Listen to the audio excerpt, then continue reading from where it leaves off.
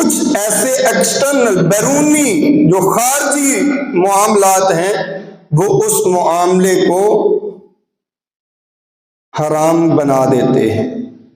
उसमें वो शराइत कौन सी हो सकती हैं कि जब आप एक ट्रांजैक्शन कर रहे हैं, जब एक चीज की खरीदो फरोख्त कर रहे हैं, तो उस एक के अंदर दो आप अकद बना लें या दो ट्रांजैक्शन बना लें तो फिर ये नाजायज हो जाएगी।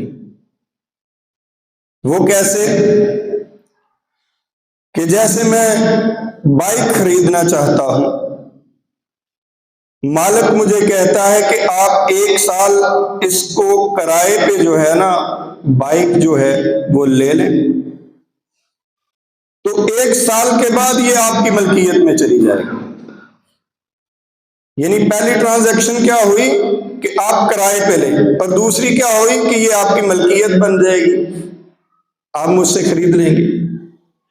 तो इस तरह की 2 ट्रांजैक्शन इकट्ठी नहीं हो सकती एक मामले के अंदर।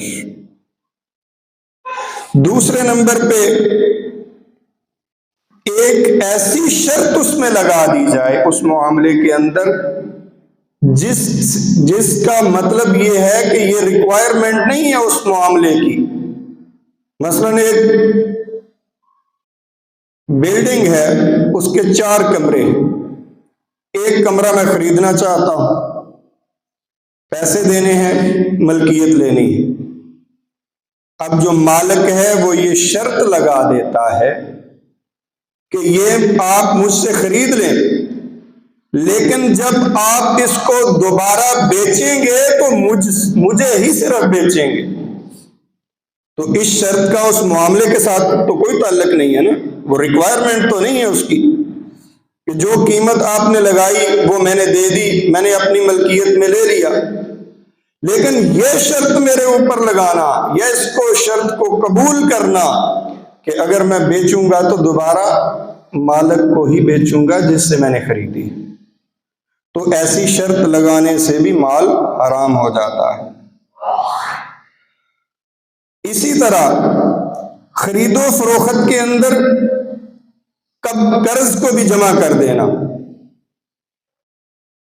खरीदो फरोख्त के अंदर कर्ज को जमा कर देना, यानी एक माल मैं बेचना चाहता हूं लेकिन ये मैं शर्त लगा देता हूं कि मैं आपको कर्ज देता हूं तो आप ये चीज खरीद लें।